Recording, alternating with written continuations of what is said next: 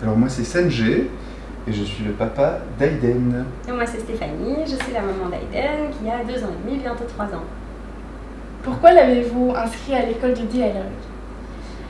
Alors on a choisi l'école du dialogue parce que Aiden allait commencer l'école et on cherchait un projet qui corresponde le plus à nos valeurs et où il pourrait bénéficier de la liberté dont il bénéficie depuis qu'il est né. Et où il serait surtout pas restreint dans sa créativité, dans tout ce qu'il peut découvrir et faire, mais en même temps où il y a le cadre qui lui apprenne aussi les limites, etc. Et on a vraiment eu l'impression qu'on allait trouver ça à l'école du dialogue. Ouais. Et que le tout allait se faire dans la même ligne de bienveillance qu'on souhaitait, qu'on souhaitait pour lui. Depuis le début, on a beaucoup cherché, parce que tu l'as dit, et en effet, c'est arrivé un petit peu comme une sorte de libération quand on a trouvé l'école et qu'on s'est aperçu qu'elle correspondait aussi aux valeurs. Est-ce que vous êtes plutôt satisfait alors de l'école du dialogue? Oui, tout à fait. D'autant plus qu'on a visité quand même plusieurs écoles dont le projet sur papier nous intéressait pas mal. Mais c'est vrai que finalement, sur place, on constatait que ce n'est sans doute pas si évident que ça de mettre, en tout cas, tous les critères qui étaient importants pour nous en pratique. Et donc finalement, on constate qu'ici, c'est possible et que ça se fait. Et franchement, on est déçus sur aucun point, que du contraire. On est chaque jour étonnés de tout ce qu'il est possible de faire.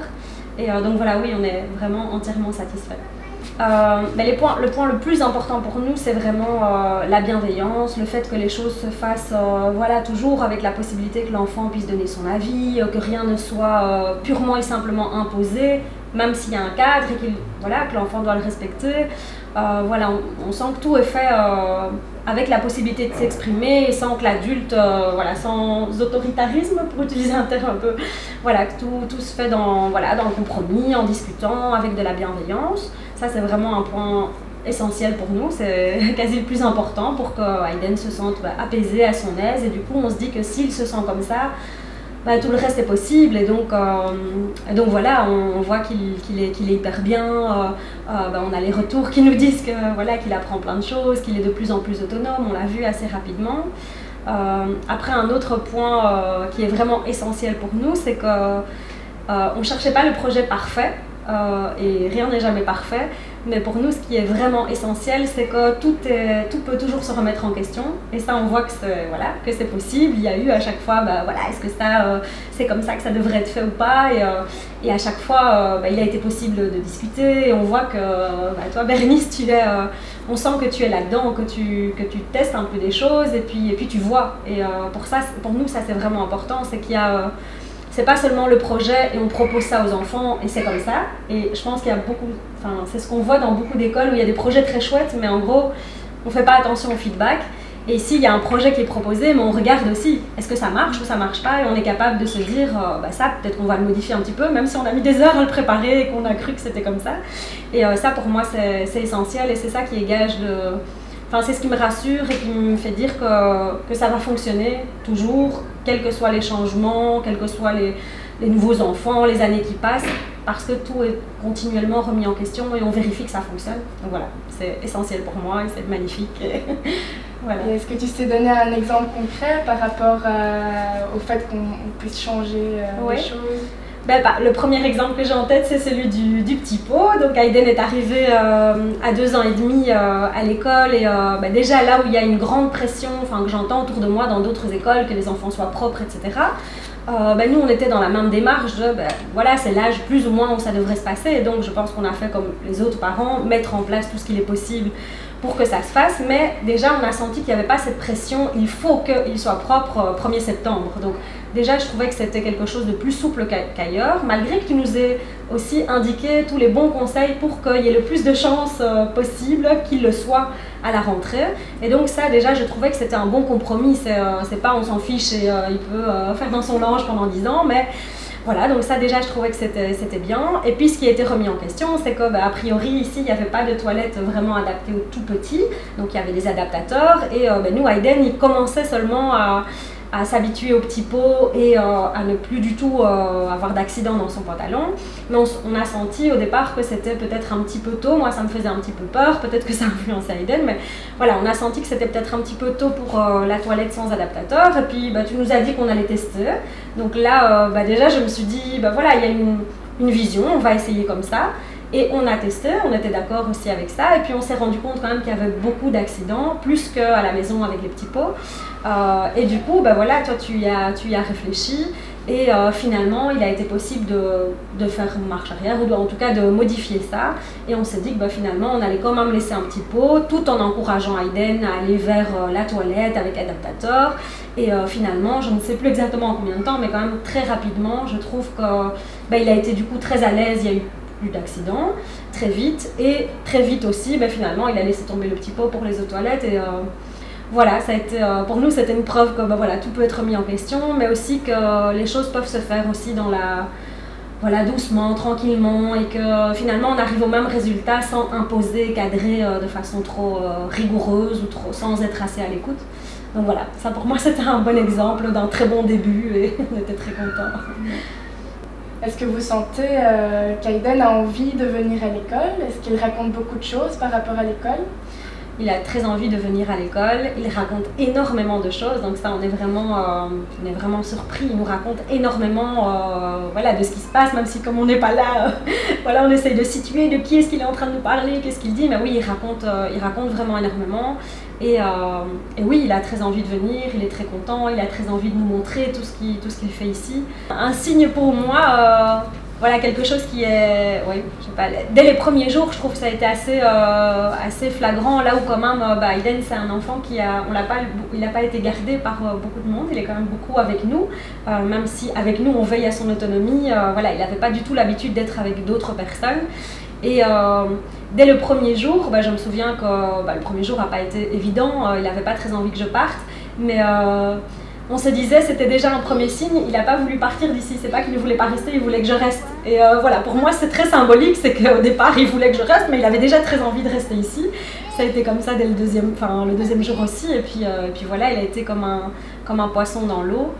Et franchement c'est déjà beaucoup pour moi, il est quand même... il est tout petit, il avait peu l'habitude d'être avec d'autres qu'il ne connaît pas très bien. Et très vite, dès le 3e jour, pas de souci, au revoir. Après je suis tous les jours étonnée comme il connaît déjà bien tous les petits rituels, comment ça se passe. Et qu'il fasse ça comme les grands, c'est le plus petit de la bande. Et je trouve qu'il suit vraiment... les autres et qu'il a déjà intégré vraiment comment ça se passait, qu'il fait ses choix, c'est ça. C'est pas seulement intégrer les rituels, mais c'est qu'aussi il peut choisir et je trouve ça fou et en même temps c'est logique, si petit qu'il fasse déjà ses choix et je trouve ça très chouette. En termes d'autonomie, oui, on sent qu'il y a toujours un pas d'avance ici à l'école par rapport à chez nous, même si franchement on est attentif à ça, à veiller à ce qu'il soit le plus autonome possible, mais il n'y a rien à faire. Je pense qu'ici, il y a encore plus d'attention à ça, puis il y a l'influence des plus grands, ils voient les autres faire des choses qu'ils ne voient pas forcément à la maison. Et donc oui, en termes d'autonomie, on a vu vraiment une grande évolution. Je pense aussi... envie d'aller vers les autres, s'intéresser aux plus grands. Je pense que le fait comme ça qu'il se montre des choses, là où peut-être les grands étaient vécus, il a son grand frère, mais c'est encore une relation particulière, mais de façon générale, les grands s'étaient vécus comme, ils font peut-être leur truc et on ne partage pas vraiment parce qu'ils sont trop grands. Là ici, je sens qu'il est en interaction, il est intrigué par ce que font les grands, il s'intéresse beaucoup plus. Et donc voilà. Pour moi, c'est même ce qu'il y a de plus révélateur, c'est de voir à quel point, de manière générale, Aiden est toujours heureux de venir à l'école, parfois même un petit peu déçu de devoir rentrer à la maison, il faudrait prolonger l'expérience.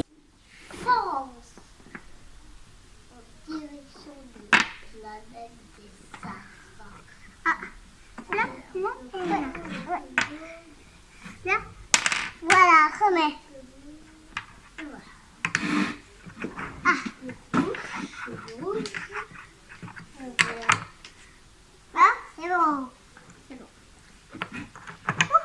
suis encore fatiguée.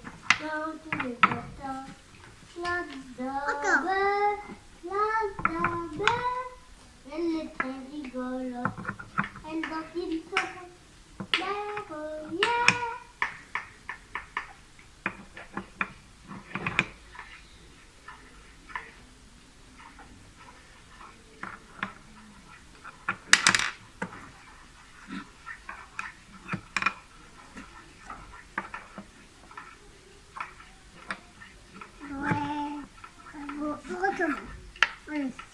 Tu veux l'autre ou tu le même?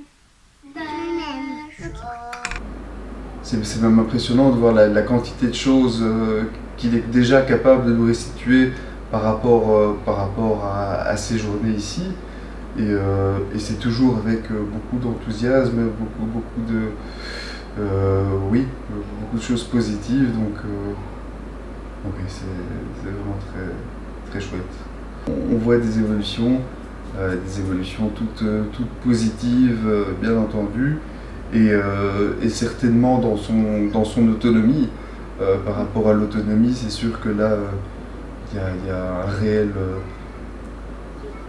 bond en avant, on va dire, qui a été fait depuis le début, et c'est clair que tout ce qui est mis en place ici pour favoriser leur autonomie par rapport au rangement, enfin, c'est quelque chose qui leur est régulièrement rappelé, et c'est quelque chose qu'ils amènent à la maison évidemment, et donc ça on le voit aussi, donc oui.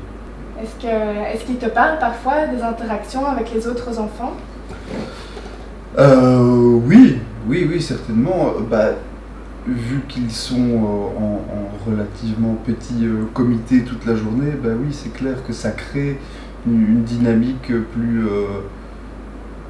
je dirais, presque plus fraternelle que ce qu'on a l'habitude de voir, en tout cas au niveau de la camaraderie. Et c'est sûr que quand il parle de ses camarades de classe, c'est même comme des compagnons de vie, quoi, pour lui. C'est vraiment des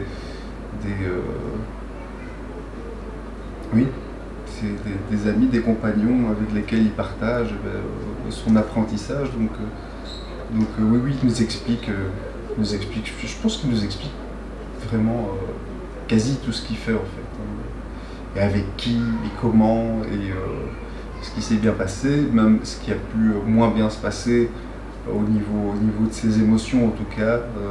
On voit on sent qu'il y a du travail derrière.